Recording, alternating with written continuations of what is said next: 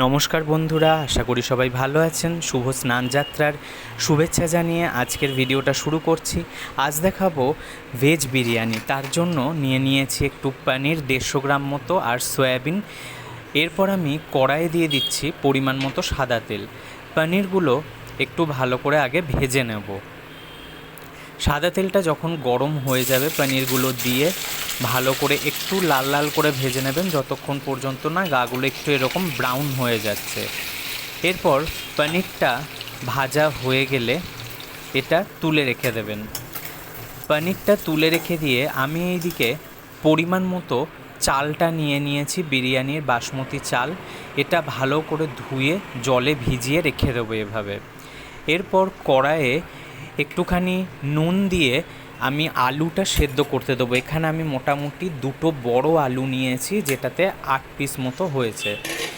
এরপর আলুটা ভালো করে যখন সেদ্ধ হয়ে আসবে অনেকটাই, তখন সয়াবিন বড়িটা দিয়ে দেবো। সয়াবিনটা দিয়ে আলুর সাথে আরও একটু ফুটিয়ে ওটা নামিয়ে রেখে দেবো। এরপর আমি চালটা সেদ্ধ করবার জন্য জলটা বসিয়ে দেবো। তাতে আমি প্রথমেই জলে তেজপাতা, গোটা গরম মশলা আর একটু নুন দিয়ে জলটা ফুটতে দেবো। আর এদিকে আমি একটা মশলা বানিয়ে নেব। মশলাটার মধ্যে একটা বড় টমেটো নিয়েছি, 4টে কাঁচা লঙ্কা আর আদা। আমি কাঁচা দিচ্ছি না, আমার পেস্ট ছিল, আমি 1 চামচ এখানে আদা বাটা দিয়ে দিচ্ছি।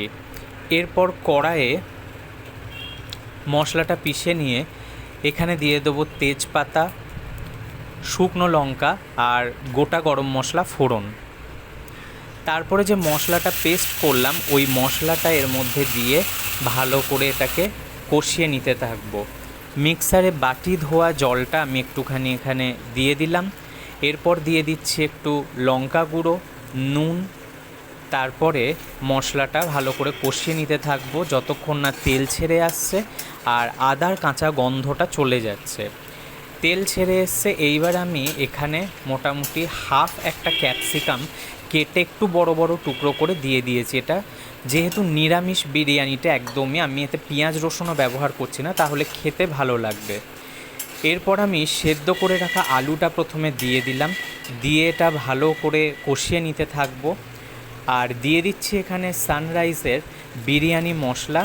এটা আমি জলে গুলেও আপনারা দিতে পারেন, আমি এখানে গুঁড়োই দিয়েছি। এরপর একটুখানি জল আমি এর মধ্যে দিয়ে মশলাটা ভালো করে কষিয়ে নিতে থাকবো। এইবার যখন মোটামুটি মশলাটা কষে আসবে তখন দিয়ে দেবো একটু পরিমাণ মতো চিনি দিয়ে আমি এখানে যে সয়াবিনটা সেদ্ধ করে রেখেছিলাম আর পনিরটা ভেজে রেখেছিলাম সেটা আমি এর মধ্যে দিয়ে দিলাম। দিয়ে এরপর ভালো করে কষিয়ে নিতে থাকবো, পুরো মশলাটা যাতে ভালোভাবে মিশে যায় সব কিছুর সাথে। এরপর আমি দিয়ে দেবো একটু কেওড়ার জল, তারপর দিয়ে দেবো একটু গোলাপ জল। এগুলো সব 1 চামচ করেই দিলাম মোটামুটি।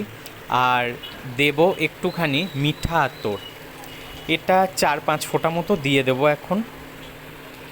এরপর এটা ভালো করে কষে নিতে থাকবো। এই সময় খুব সুন্দর একটা মশলাটা ভাজা প্লাস গোলাপ জল কেওড়া জলে খুব সুন্দর একটা গন্ধ আসছে। এরপর খুব সামান্য জল দিয়ে একটু যাতে পনিরগুলো সফট হয়ে যায় আর সয়াবিনটাও যাতে ভালোভাবে আর একটু মশলাটা ভেতরে ঢোকে, একটু জল দিয়ে ফুটিয়ে নেব। এদিকে জলটাও আমার ফুটে গেছে ভালোভাবে। আমি ভিজিয়ে রাখা চালটা দিয়ে দিলাম। আমার চালটা মোটামুটি আধ ঘন্টার ওপর ভেজানো ছিল, তাহলে কি হবে ভাতের চালগুলো একটুখানি ভাতটা লম্বা লম্বা হবে, তার জন্য এটা ভালো করে ভিজিয়ে রাখতে হবে। এরপর আমার মশলাটাও দেখতেই পাচ্ছেন ভালোভাবে কষে গেছে, এটা ফুটে বেশ গামাখা হয়ে গেছে। এরপর আমি ভাতটাও এইদিকে করে নেবো 70% মতো। আমার ভাতটা মোটামুটি হাফ সেদ্ধ হয়েছে, এটা আরেকটু সেদ্ধ হবে। এটা হতে থাক। আমি এইদিকে এবার বিরিয়ানিটা সাজিয়ে নেওয়ার জন্য প্রথমে আমি কড়াই দিয়ে দিচ্ছি। আমি ননস্টিক কড়াই নিয়েছি, সেখানে দিয়ে দিলাম একটুখানি ঘি। প্রথমে হাতে করে এটা বুলিয়ে নিলাম, আপনারা ব্রাশেও বুলিয়ে নিতে পারেন। তারপরে প্রথমে আলু আর সয়াবিনটা দিয়ে দেবো নিচে সাজিয়ে। তারপরে জল থেকে ছেঁকে গরম গরমই ভাতটা দেবো, তাহলে বেশ বিরিয়ানিটা ময়েস্ট হবে। অনেক সময় আমরা কি করি, ভাতটা আগে শুকনো হাওয়ায় শুকিয়ে নিয়ে ঠান্ডা করে দিই, কিন্তু তাতে কি হয় একদম ড্রাই হয়ে যায় বিরিয়ানিটা। এরপর আমি ভাতের ওপরের লেয়ারটা সাজিয়ে নিয়ে তার ওপরে পনিরটা দেবো, কারণ পনিরটা যদি নিচে দিই, যেহেতু দুধের প্রোডাক্ট, এটা কিন্তু পুড়ে পুড়ে গেলে খেতে ভালো লাগবে না, তাই মিডিলে পনিরটা দেবেন আর নিচের দিকে আলু আর সয়াবিনটা দেওয়ার চেষ্টা করবেন। এরপরে আমার পুরো মশলা সমেত পনিরটা দিয়ে যেটুকু ভাত আছে আমি ওপর থেকে ছড়িয়ে দিয়ে দেবো। এরপর দিয়ে দিচ্ছি ঘি একটু ওপর থেকে, আর দেব একটু মিঠা আতর। গোলাপ জল আর কেওড়ার জলটা আমি এখানে আর দিচ্ছি না, যেহেতু আমি ওখানে পরিমাণ মতো দিয়েছি। যদি আপনাদের মনে হয় যে আর একটু লাগবে, দিতে পারেন। আর দিয়ে দিচ্ছি এই বিরিয়ানির মশলাটা একটু গুঁড়ো ওপর থেকে ছড়িয়ে। আমার এটা মোটামুটি সাজানো হয়ে গেছে। আর একটুখানি আমি এতে দিয়ে দেবো নুন, কারণ পুরোটা তাহলে টেস্টটা ঠিকঠাক আসবে। এরপর আমি ওপরের ঢাকাটা দিয়ে গ্যাসটা একদম লোতে রাখবো, যাতে করে নিচটা পুড়ে না যায়। আর এই লিডটার ফুটোটাতে একটা লবঙ্গ দিয়ে দেবেন, যাতে ভেতরের ভাপটা না বেরিয়ে যায়। মোটামুটি আমি 12 থেকে 15 মিনিট এটা দমে রেখেছিলাম। তারপর এটা দম দিয়ে হয়ে যাওয়ার পরে দেখতেই পাচ্ছেন চালগুলো বেশ খুব সুন্দর ঝরঝরে হয়েছে, দেখেই বোঝা যাচ্ছে। খুব সুন্দর গন্ধ বেরিয়েছে ঢাকাটা খোলার পরে। মানে গন্ধটা এত সুন্দর বেরোচ্ছে, এটা যে একদম নিরামিষ বিরিয়ানি আপনারা বুঝতেই পারবেন না। এইভাবে একবার অবশ্যই নিরামিষ বিরিয়ানি বানিয়ে দেখবেন, খেতে খুবই সুন্দর হয়, খেতে খুব ভালোও লাগে। অনেক সময় আমাদের নিরামিষ অনেক দিন থাকে, যেগুলোতে একটু অতিথিরা এলেও এরকম বিরিয়ানি বানিয়েই খাওয়াতে পারেন, অবশ্যই প্রশংসা পাবেন। খুব সুন্দর বিরিয়ানিটা হয়েছে, এখানে একদম নিচ থেকে ঝরঝরে উঠে আসছে, আর খুব সুন্দর, এত সুন্দর একটা গন্ধ বেরোচ্ছে। এইভাবে বিরিয়ানিটা রেডি করবেন। আপনারা যদি চান এতে একটু ভেজিটেবল আর কিছু অ্যাড করতে পারেন, কিন্তু এরকম করলেই আমার মনে হয় বেশি খেতে ভালো হবে। বিরিয়ানিটা আমি মোটামুটি প্লেটে সার্ভ করে দিচ্ছি।